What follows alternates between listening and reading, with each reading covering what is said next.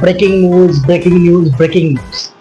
এইমাত্র জানা গেছে যে রাশেদ খানকে এমন মার মারছেন, এমন বেধুর মার মারছেন যে রাশেদ খানের পুরো ক্যারিয়ার ধ্বংস হয়ে গেছে, তার অস্তিত্ব বিলীন হয়ে গেছে, তার যে আত্মসম্মান বোধ ছিল সে আত্মসম্মান বোধ নষ্ট হয়ে গেছে। আপনার কাছে কি মনে হইতেছে? রাশেদ খান কি কোথাও কি কেউ ধরে মারছে বা কোনো গাড়ি অ্যাক্সিডেন্ট করছে যে তার ক্যারিয়ার ধ্বংস হয়ে গেছে? আসলে ভাই বিষয়টা এমন না। রাশেদ খান 100 লেগে 4 ওভার বল করে তার ভিতরে 20 বল করে 10 বলে বাউন্ডারি কনসেপ্ট করছে। তার লাস্ট যে ওভার ছিল 3-6-2-4 এবং 1 ওয়াইডে সে ওভার শেষ করছে।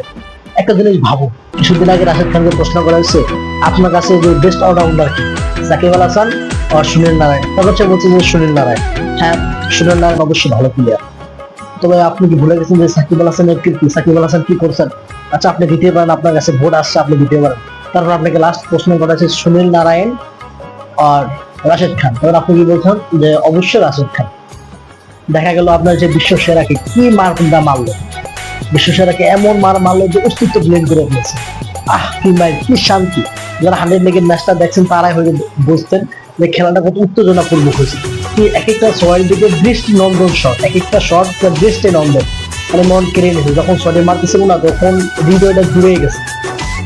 আর হ্যাঁ গাইস, আপনাদেরকে জানা রাখতেছি যে আমাদের AM স্পোর্টস ইউটিউব চ্যানেলে এটা ফার্স্ট ভিডিও, এবং আপনারা আমাদের সবাইকে সাবস্ক্রাইব করে দিবেন, সবাই বেশি বেশি সাপোর্ট করবেন। এন্ড BPL বাংলাদেশ ক্রিকেট, যত ক্রিকেট সংক্রান্ত যত বিষয় আছে সমস্ত বিষয়গুলো আমাদের এখানে পাবেন। আর বিশেষ করে সাকিব আল হাসান সম্পর্কে যত নিউজ আছে সমস্ত নিউজ পাবেন, যেহেতু আমি একজন সাকিবিয়ান। আর তো দেখা হইতেছে 15 আগস্ট 5টা AM অ্যান্টিগা বারবুডা ফিলিপাইনের সাথে সাকিব আল হাসান মাঠাইতে আসবেন।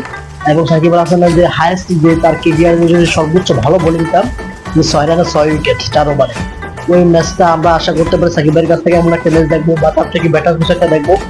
তো এই বলে আজকে ভিডিওটা এখানে শেষ করছি। সবাই ভালো থাকুন, সুস্থ থাকুন, আসসালামু আলাইকুম, এবং আমাদেরকে সাপোর্ট করে রাখবেন। ধন্যবাদ।